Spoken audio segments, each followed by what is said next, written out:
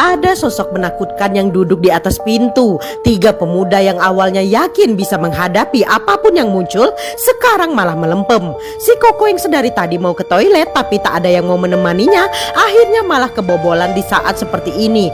Dan yang lebih mengejutkan adalah ternyata hantunya bukan hanya ada satu, tapi muncul pula satu lagi. Jelas saja hal itu membuat semua bulu jadi merinding. Namun saat si Pirang memperhatikan kaki hantu yang duduk di pintu, terlihat sangat pucat seperti es. Ia pun teringat kalau ayahnya tewas di tengah badai salju. Dan ketika melihat kaki hantu yang ada di bawah kelihatan basah dan juga lembab, ia teringat juga kalau ibunya tewas di dalam bathtub. Dan semua ini ia hubungkan dengan penemuan di kamar nenek dan kakeknya, di mana mereka curiga nenek dan kakek sedang melakukan sesuatu perihal kedua orang tuanya. Setelah menyadari hal tersebut, si Pirang pun tak lagi ketakutan. Bahkan ia ingin mendekati kedua hantu itu. Tak lupa sebelumnya ia meletakkan alat-alat yang mau dijadikan senjata. Tiba-tiba saja si Pirang berlutut dan memanggil kedua hantu itu Mama dan Papa. Si Pirang memohon agar mereka jangan membuat teman-temannya ketakutan karena hanya merekalah teman yang ia punya. Kiki dan Koko pun terbengong-bengong di belakang ikut menyapa kedua hantu itu sebagai orang tua teman mereka. Si Pirang pun bicara lagi. Ia meminta mereka agar pergilah dari hotel ini dan menjadi arwah yang tidak bergentayangan lagi.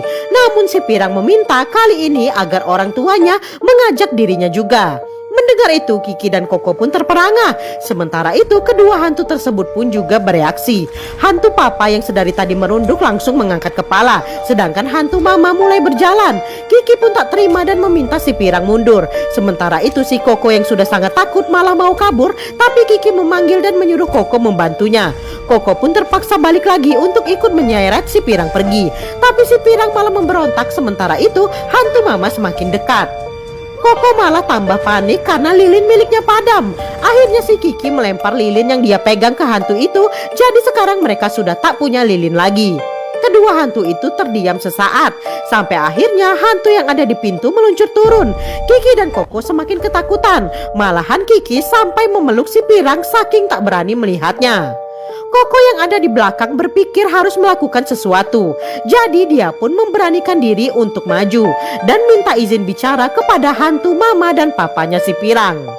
Ia mengatakan kalau si Pirang harus segera kembali ke sekolah, karena jika tidak si Pirang akan dikeluarkan lagi dari sekolah, karena ia sudah 5 tahun tidak tamat-tamat dari SMA. Jadi Koko mohon agar si Pirang dilepaskan. Namun kedua hantu itu tetap saja maju. Jadinya si Koko kembali ke belakang. Si Pirang pun menutup mata bersiap untuk diambil. Tangan hantu itu mulai akan mendekat. Namun tak lama si Pirang mendengar suara Kiki